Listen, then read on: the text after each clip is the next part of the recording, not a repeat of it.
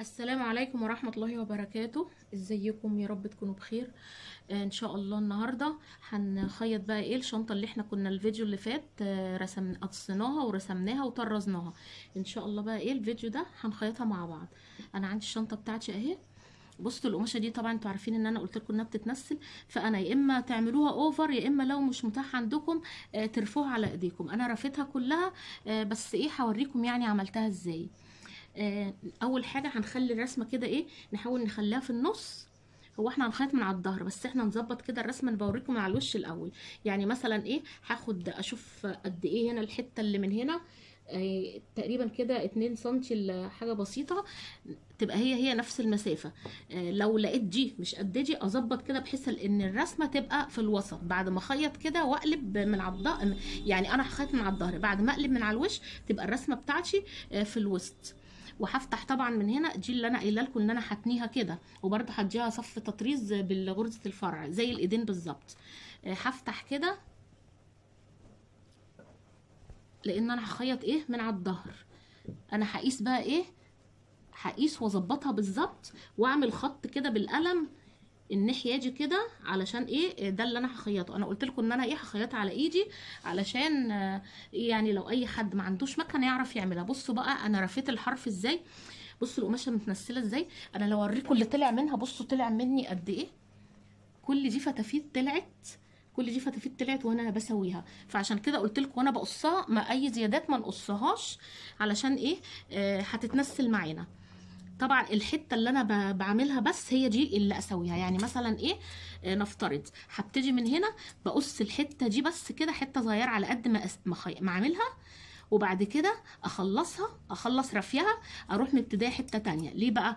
لان انا لو قصيتها كلها وسويتها قبل ما بخلص الحته دي ارفيها هلاقي اللي هنا اتنسل تاني، ارجع اقص تاني فمش هلاقي شنطه بعد كده. فانا بقص حته صغيره ولما اخلصها اكمل. دي كده هي الابره انا عقداها، بطلعها من هنا يعني على بعد حوالي نص سنتي كده اهو كده. انا بصوا يعني انتوا تعملوها بنفس اللون، انا هنا عاملاها بيج نفس اللون الشنطه، بس انا هنا عامله لون مخالف يعني عشان اوريكم عشان يبان. اهي احاول كده اظبط، هي مش مشكله يعني اظبط المسافات لان هي دي كده كده هتتدارى من جوه اهو. بعملها كلها دايره ما يدور الشنطه، فكده ايه مش هتتنسل خالص. اهي عملت حته اهي، بصوا كده استحاله هتنسل خالص. دلوقتي بقى الشنطه بتاعتي بصوا اهي، انا ظبطتها من الناحيه اللي هي متطرزه على الوش، وعملت بالقلم يعني خليت الرسم بالظبط في نص الشنطه. وعملت علمت هنا بالقلم اهو كده، ومن هنا برضو اهو بالقلم. عشان انا ايه، طبعا انا مش هخيطها على المكنه زي ما قلت لكم، فعشان الخياطه تطلع مظبوطه. وجبت لون فاتح اهو، يعني حاولوا تجيبوا ايه لون نفس لون الشنطه او ابيض يمشي. وهنعملها بقى ايه بغرزه السراجه، بس هخلي الغرزه بتاعتي ضيقه. السراجه الايه اللي هي الخلفيه اللي انا عملت لكم بيها فيديو المره اللي فاتت. بصوا بعمل ايه اهو، بصوا بعمل دي كده. طبعا تشبكوا بدبيس كده عشان تبقى ايه الخياطه مظبوطه، ما تبقاش حته طالعه وحته داخله. وكمان عملت علامه بالقلم علشان برضو الخط الخياطه يبقى خط مستقيم. بطلع بقى من هنا اهو كده. المفروض السراجه العاديه هو عادي ينفع، بس عشان تبقى متينه اكتر، فاهمين؟ عشان انا عاملاها على ايدي اهو. الخياطه العاديه بنزل الغرزه من هنا، لكن الرجعيه اهو كده واضح. الخياطه العاديه بنزل الغرزه من هنا، لكن الرجعيه دي برجع تاني من اخر حته انا خدت فيها الغرزه اللي قبليها. ويا ريت خيط يكون جامد، ده خيط كوتون بارليه يعني عشان يبقى جامد معانا.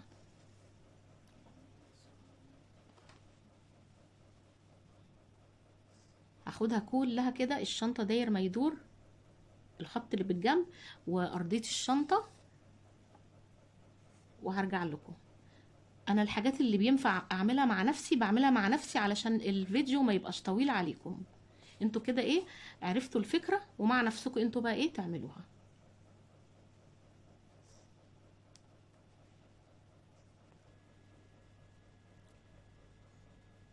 خلاص كده الشنطه بتاعتي انا خيطتها من الجنب اهو ومن تحت كمان.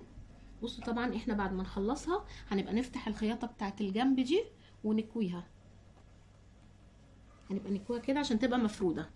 بصوا بقى هنعمل ايه في الايدين. بصوا انا جبت الايدين بتاعتي، خدت 2 سنتي استون بالمسطره عشان تبقى الايدين قد بعضها 2 سنتي، وعملت علامه اهو بالدبوس، وهنا برضو 2 سنتي، وبرضو هنا زيها الناحيه التانية. هعمل ايه بقى؟ هشوف البعد انا كده ايه الشنطه كده مظبوطه. ودي طبعا بصوا انا فتحت كده، فتحت خياطه الجنب وتنيت عليها عشان تبقى الخياطه بتاعتي نظيفه. هعمل ايه بقى؟ هشوف اهو، بصوا تشوفوا المسافه بقى اللي انتوا عايزين تعملوها عليها، مثلا كده عايزين تضيقوا شويه زي ما انتوا عايزين، بس هي حلوه قوي كده. لازم الاتنين يبقوا زي بعض، يعني الناحيه دي هتبقى نفس النظام في الناحيه اللي من ورا. الحرف بتاع ال2 سنتي، ال2 سنتي هم داخلين لجوه، الحرف بتاع اللي هو ال2 سنتي اروح بقى ماسكه دبوس وعامله كده هشبكها. بصوا بقى الخياطه بتبقى ازاي. يعني انا هنا كده الظهر بتاع الشنطه اهو، ده الظهر اللي هو اللي هي الحته اللي مش نظيفه، وده الوش الظهر بتاع دي اللي هو في الشنطه، في الظهر بتاع الايد كده. فلما اخيط انا كده بقى اروح ماسكه دي عاملاها كده ومخيطه تاني، فتبقى ايه، تبقى الشنطه بتاعتها اهو الناحيه العدله اللي هي نظيفه من هنا مع الناحيه اللي فيها التطريز النظيفه من الايد. فاهمين؟ اهو انا كده عملت دي، والتانية برضو هعملها زيها بنفس النظام، وهشبكها بدبوس وهقلبها واروح عامله الايدين. يعني هعلم بقى كده، همسك كده من الناحيه التانية واحط، بصوا هحط الايدين نفسها كده زي ما انا عامله كده اهو، عشان الاتنين يبقوا قصاد بعض. يعني لازم يبقوا الاتنين قصاد بعض، مش هنا مثلا دي تبقى كده ودي تبقى بعيده كده ولا كده، لا الاتنين يبقوا في وش بعض. وهروح عامله ايه بقى بالفتله دي، اي فتله اي لون، عشان انا هسرج دي الاول، هسرجها بغرزه واسعه داير ما يدور، عشان بعد كده احنا هنشتغلها بغرزه الفرع زي ما قلت لكم كده. وبعد كده لما نخلص شغل نروح بقى ايه فكين الغرزه دي. يعني انا هعمل بالغرزه عشان ايه اعرف اطرز اللي هو داير ما يدور بتاع الشنطه من فوق. خلاص كده انا سرقتها اهي، بصوا غرزه واسعه عشان ايه يبقى من السهل عليا اللي انا افكها. وممكن كمان لو اي لون تاني غير انا عاملاها بنفس اللون اللي الفتله اللي لقيتها قدامي، يعني ممكن اي لون تاني. بصوا الايدين اهي جوه، انا هفضل سايباها جوه كده لغايه ما اطرز من هنا. بصوا بقى هعمل ايه، مسكت بالمسطره والقلم كده اهو جنب الخياطه اللي انا مسرجاها، عملت خط مستقيم كده وكده علشان التطريز بتاعي يطلع خط مستقيم ما يطلعش معوج. هبقى اعملها بقى ايه بغرزه الفرع.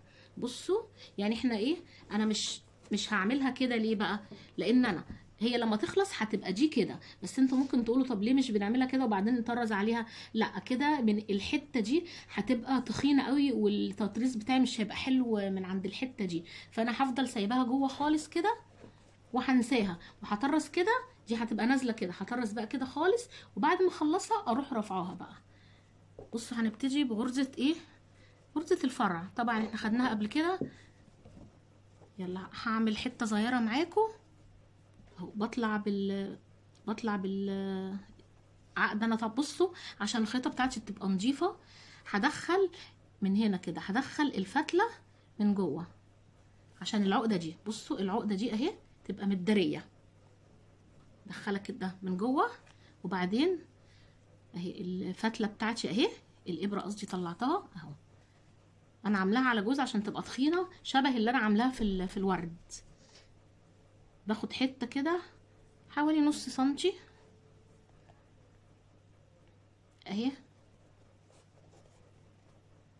وبعدين بنزل بمشي على الخط اللي انا رسماه اهو، بنزل تحت شويه واروح طالعه من نفس نهايه الغرزه اللي قبليها على طول. ممكن التطريز ده اهو، استنوا اهو،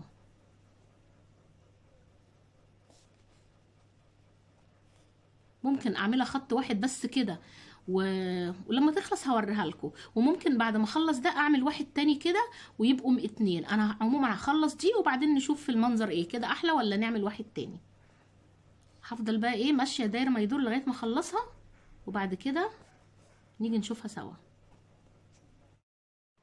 خلاص كده خلصنا الشنطه بتاعتنا. بصوا انا زي ما قلت لكم اديتها داير ما يدور مره واحده، وبصراحه لقيت شكلها احلى ان انا ما اعملش تاني، فثبت بقى من هنا بكده، يعني عملت على هيئه ايه 7. بصوا عملتها ازاي. الظهر بتاعنا اهو، انا عملتهم كلهم وسبت واحده عشان اوريها لكم. بمسك اللي هي الايد، بس بعدلها خالص، يعني بريحها مش بخليها ايه مشدوده معايا. بصوا مرتاحه ازاي اهو. وبعد كده بروح مثبتها بالدبوس. واهم حاجه ان انا بقيس طول الاتنين، بمشي كده عشان تبقى الايدين الاتنين قد بعض، ما تبقاش واحده طويله وواحده قصيره اهي. لو فرد ولقيت واحدة أطول من التانية، الزيادة بدخلها لجوه، بنزل دي بدل ما أنا عاملاها كده برفع شوية مثلا كده، يعني كده وأعملها بالدبوس. المهم يبقوا الاتنين قد بعض. وبروح بقى إيه أهو بالقلم كده باخد خط. انتوا طبعا لو عايزين تعملوها خط مستقيم زي تحت براحتكم، بس أنا لقيتها كده شكلها أحلى أهو. بعمل هيئة 7 كده بإيدي، وبعملها بغرزة الفرع زي ما أنا عاملة كل الشنطة. واهم حاجة عشان الغرزة بتاعتي تبقى نظيفة، بدخل ايه مش بدخلها من هنا، يعني مش بدخلها من هنا، لا بدخلها بحاول ادخلها من جوه من هنا كده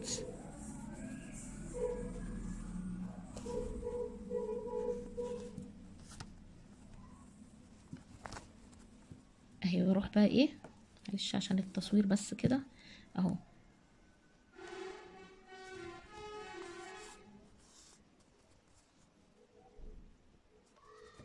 غرزة فرع عادية خالص زي ما احنا عاملين بقية الشنطة. اول غرزة بس كده ثبت عليها علشان ايه تبقى جامدة معانا.